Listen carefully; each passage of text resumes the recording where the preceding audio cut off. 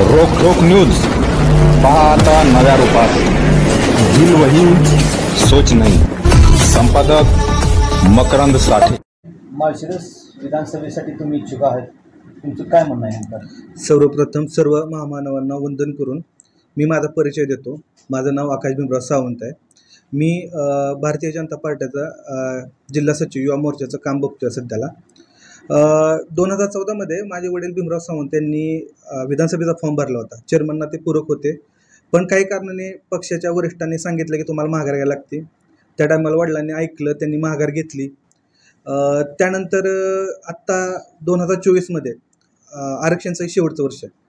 परत ह्या वर्षी यानंतर ओपन आरक्षण होणार आहे. त्यानंतर कोणाला भरता नाही. मग समाजातील लोकांचं म्हणणं आहे किंवा इतर समाजातील सर्व तळागाळातील लोकांचं म्हणणं आहे की ह्यावेळेस तुम्ही फॉर्म भरायला पाहिजे, इलेक्शनला उभं राहायला पाहिजे. राम सातपुते होते तोपर्यंत आम्ही त्यांचं काम करत होतो, पक्षाचं काम करत होतो. जर राम सातपुते नसतील तर मी पक्षाच्या ह्याच्यावर भारतीय जनता पार्टीवरती इलेक्शनला उभं राहायला इच्छुक आहे.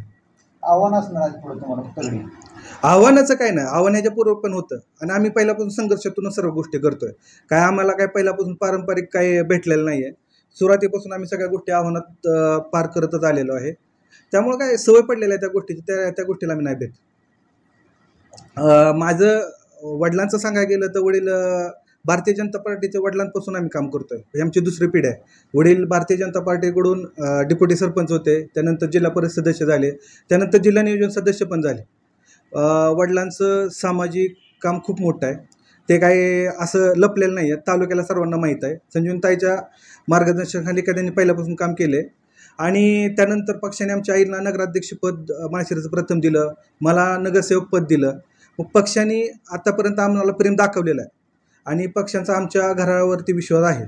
त्यामुळं मी पक्षाला मी आमच्या वरिष्ठांना पण बोललो आहे, मुंबईला जाऊन आलेलो आहे, त्यांना सुद्धा आमचा बायोडाटा देऊन आलेलो आहे.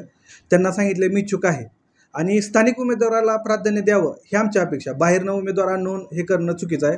लोक पण काय होतात की परत बाहेरचा उमेदवार दिला तो बाहेर जाणार, परत त्याला कुठं हुडकायचं. त्यामुळे लोकलचा उमेदवार आहे, लोकलला द्या ही आमची अपेक्षा आहे आणि सर्व माळशिरस तालुक्याकरांची पण हीच अपेक्षा आहे.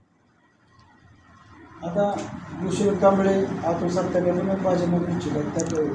इच्छुक सगळेच असतात की, मी पण इच्छुकच आहे. पण मी काय म्हणतोय की ज्यांनी भारतीय जनता पार्टीचं 2 पिढ्यापासून काम करतंय त्याला भारतीय जनता पार्टीनं प्राधान्य द्यावं. माझं वडिलांपासून आमच्या तालुक्यात तसं काम पण आहे. मी सामाजिक, आता मी 8-10 वर्ष झालं राजकारणात आहे. मी सामाजिक सर्व कामं करतोय. मी प्रत्येक वर्षाला आरोग्य शिबिर घेतोय, त्यानंतर रक्तदान शिबिर घेतोय, त्यानंतर इतर कार्यक्रम राबवतोय, गोरगरिबांसाठी कुठल्या गोष्टी स्कीम आहेत ते राबवतोय. मग माझं काम तळागाळात खूप आहे. असं नाही की बाबा मी डायरेक्ट आलो आणि म्हणतो उमेदवार द्या म्हणतो, तसं नाही. माझं तळागाळात खूप काम आहे. लोकांनी ते काम बघितलेलं आहे आणि आमच्या समाजातील प्रचंड लोक माझ्याकडे रोज येत आहेत की आकाश तू ह्यावेळेस थांबायचं नाही, तू उमेदवारी मागायची आणि तू ह्याच्यावर लढायचं. त्यामुळे भाजप माझा विचार करेल 100% मला त्या खात्री आहे. माळशिरस नगरपंचायतीच्या नगराध्यक्ष पदाची जबाबदारी मिळाली होती, त्या कार्यकाळात आपलं काम कसं होतं? माळशिरस त्या टायमात स्थापना नवीन झाली होती. भारतीय जनता पार्टीने आईला उमेदवारी दिली, आईने ते पार पाडली. लोकांना प्रत्येक गोष्टीमध्ये जे नवीन नवीन योजना होते त्या टायमाला कुणाला एवढं काय माहीत नव्हतं, पण वरच्या स्तरावरती जाऊन जे जे योजना होत होत्या त्या योजनेचं काम केलं. लोकांना पाणी, बेसिक गरज लोकांना होत्या. पाणी मिळत नव्हतं, पाण्याची योजना राबवली. घरकुलाची योजना केली. रस्ते, गटरी, ह्या जे बेसिक गोष्टी होत्या ह्या सगळ्या गोष्टी त्या काळात पूर्ण केल्या. कारण की ते नवीनच होतं, कुणाला काय माहीत नव्हतं. एवढा निधी येत होता, त्याचं वाटप कसं करायचं, काय करायचं कुणाला काय माहीत नव्हतं. पण त्या काळात त्यांनी त्या गोष्टी, संजीवनताई पाटील त्या टायमाला मार्गदर्शन करायला होते. त्या हिशोबात सर्व गोष्टी आज जर तुम्ही लोकांना जाऊन विचारलं माळशिरस करायचं की तुम्हाला 10 वर्षात, आता नगरपंचायत स्थापन होऊन 10 वर्षात आले, त्या काळात तुम्हाला कुठला कार्यकाळ चांगला वाटतो, तर ते निश्चित मी 100% गॅरंटी देऊन सांगतो की ते म्हणणार की पहिले 2.5 वर्ष लोकांना खूप मदत झाली, सगळ्या गोष्टीत त्यांना सहकार्य झालं.